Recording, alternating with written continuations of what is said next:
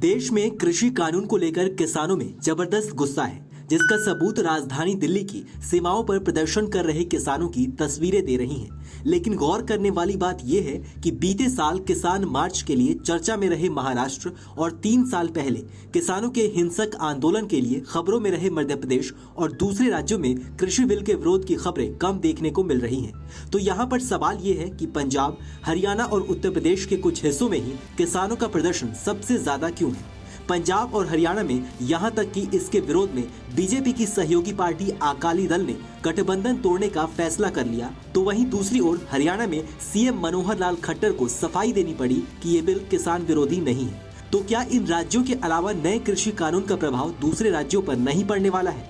इस मामले को समझे तो विपक्ष का आरोप है कि सरकार कृषि मंडियों की व्यवस्था हटाना चाहती है, जिससे देश की खाद्य सुरक्षा खत्म हो जाएगी। इसके साथ ही सरकार किसानों को न्यूनतम समर्थन मूल्य यानी एमएसपी से वंचित रखना चाहती है।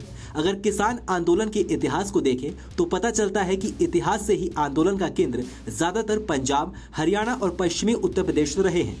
रही बात महाराष्ट्र की, तो यहाँ आंदोलन अधिकतर पश्चिमी हिस्से में देखने को मिलते हैं, जहाँ गन्ने और प्याज की खेती होती है। वहीं मध्य प्रदेश में आंदोलन का कोई असर नहीं है, ऐसी भी बात नहीं है। महाराष्ट्र में किसान बड़ा वोट बैंक है, लेकिन यहाँ गन्ना किसान अधिक है और गन्ने की खरीद के लिए फेयर एंड रेम्यूनरेटिव सिस्टम मौजूद है और इसका मूल्य तय करने के लिए शुगर केन कंट्रोल ऑर्डर भी है। उत्तर प्रदेश में भी काफी जमीन हॉर्टिकल्चर के लिए इस्तेमाल होने लगी है, जिसका एमएसपी से कोई लेना देना नहीं है। ऐसे में जहां किसानों पर इस बिल का सीधा असर पड़ रहा है, वहां किसान सड़क पर आ गए हैं। लेकिन जहां ये सीधे तौर पर किसानों को प्रभावित नहीं कर रहे हैं, वहां विरोध उतना अधिक नहीं दिख रहा है। भारत एक विविधताओं में एकता की मिसाल पेश करने वाला देश है। ठीक यही बात कृषि के क्षेत्र में भी लागू होती है।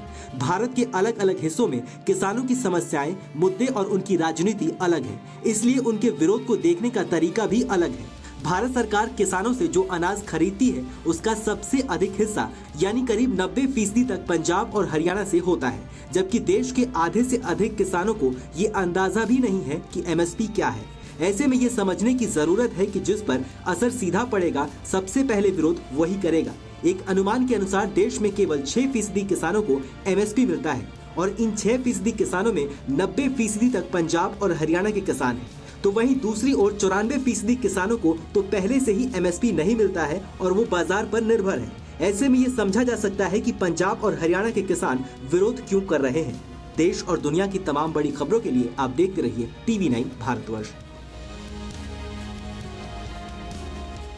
न्यूज़ टॉप 9 रोज सुबह 7 बजे और शाम 7 बजे सिर्फ TV9 भारतवर्ष पर।